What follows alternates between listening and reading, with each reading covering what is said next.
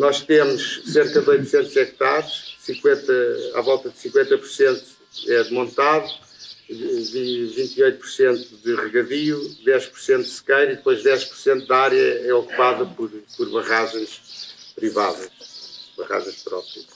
A ocupação, portanto, temos 64% em pastagens, 13% em cereal e 16%, 23% em forragem, entre ervilha e azeveiro.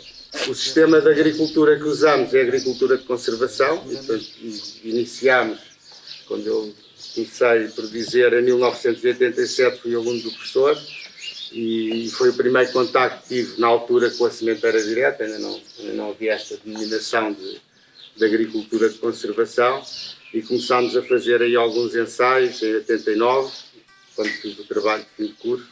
Depois fizemos mais algumas áreas já com alguma dimensão, mas na altura havia o problema dos semeadores não terem fiabilidade para trabalhar áreas maiores, sem que andássemos constantemente a mudar peças, e portanto tivemos ali uma transição até 2002, 2003 com mobilização mínima, e desde 2003 portanto, desde 2000 que as áreas de montado não sofrem qualquer mobilização do solo, e as áreas de agricultura desde 2002, 2003.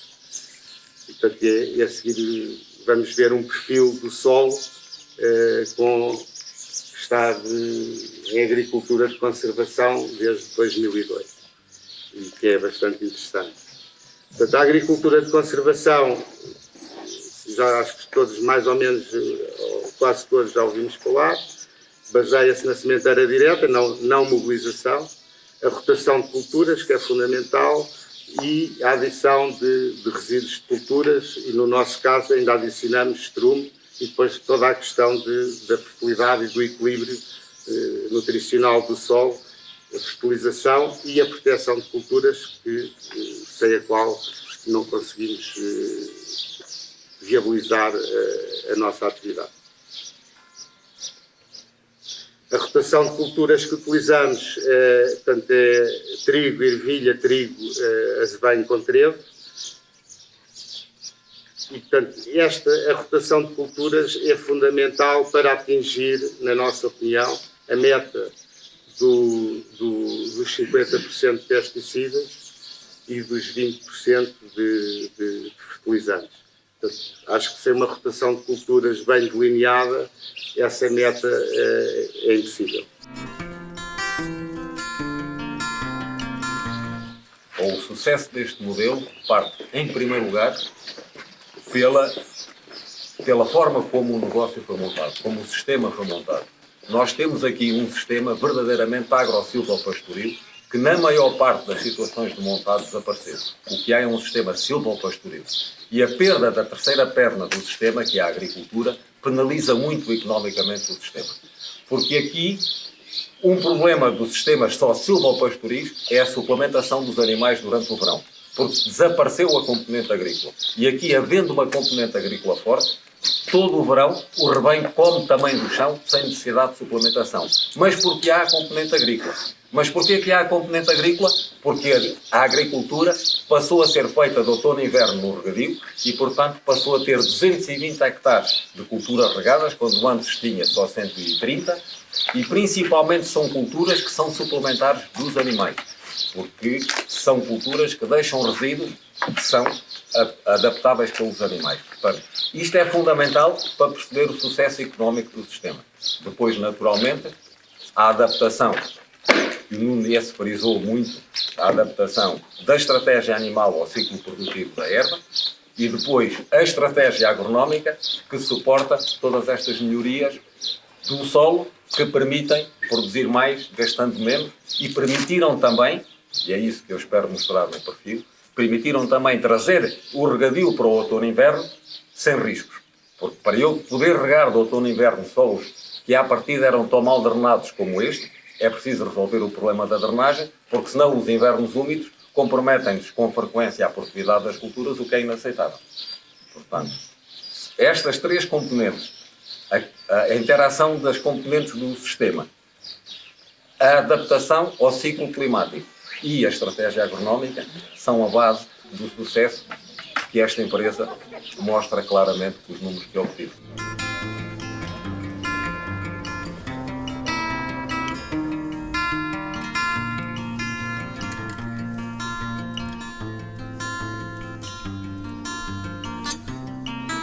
Se nós formos à carta de capacidade de usos de solo para esta herdade, este solo está classificado como C, por limitação de encharcamento, que é precisamente aquilo que mais dificulta trazer a agricultura para o outono e inverno, que permitiu estas complementaridades e esta melhoria da produtividade da água.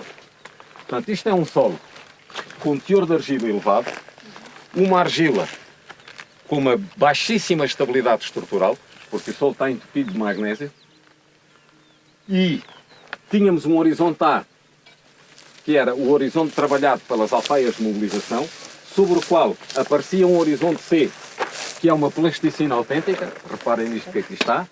Esta cor cinzenta revela sempre dificuldades de drenagem, porque são as formas, são os íons metálicos ou reduzidos que dão esta cor cinzenta.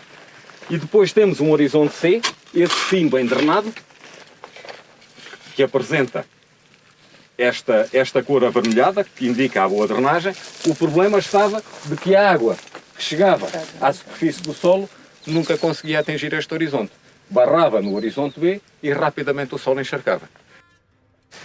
Nós somos capazes aqui de diferenciar três perfis diferentes. Temos um primeiro perfil, ou um primeiro horizonte, que já não tem nada a ver com o trabalho das alfaias de mobilização, que notamos uma cor muito mais escura do solo. Isto é o quê? É a acumulação de matéria orgânica. E reparem que estamos a falar de acumulação numa camada que já vai a 30 cm. Depois temos o horizonte B do solo e depois temos o horizonte C. Do ponto de vista da estrutura, isto era o que nós tínhamos quando começámos a trabalhar. Portanto, agregados de grandes dimensões que revelam o problema da estabilidade da estrutura. Em que este agregado que aqui estava era uma unidade. Dentro dele não havia nada. Partindo este agregado, aqui dentro não havia raízes, não havia nada. Mas atualmente, se eu pegar neste agregado e o partir, cada vez que eu partir o agregado, nós vamos encontrar raízes. E sem este problema da drenagem resolvido, é impossível trazer neste tipo de solos o regadio de primavera-verão para o outono e inverno. Termos passado do regadio de primavera-verão para o outono e inverno foi também um auxiliar precioso na recuperação da estrutura deste solo. Durante os primeiros anos em que a cultura de regadio era a cultura de milho, a evolução da estrutura do perfil foi muito mais lenta. Porque na cultura de milho é impensável deixar esta camada secar. O milho, para atingir as produções que necessitamos das 12 toneladas para cima, ele só pode utilizar a água desta camada. Se ele tiver de vir buscar água a estas camadas, ele está demasiado em secura para garantir produções acima das 12 toneladas. Portanto, o solo estava permanentemente úmido e, apesar das raízes do milho avançarem para o horizonte B, eles não utilizavam a água do horizonte B. E ao não utilizarem a água, não obrigavam o solo a fendilhar. E o solo, ao fendilhar, é esse fendilhamento que me abre o caminho à entrada de novas raízes, e assim fomos, em poucos anos, neste caso foram 2 anos, conquistamos completamente o horizonte B e atualmente temos canais que vão desde a superfície do solo até à camada mais bem drenada, que é o horizonte C.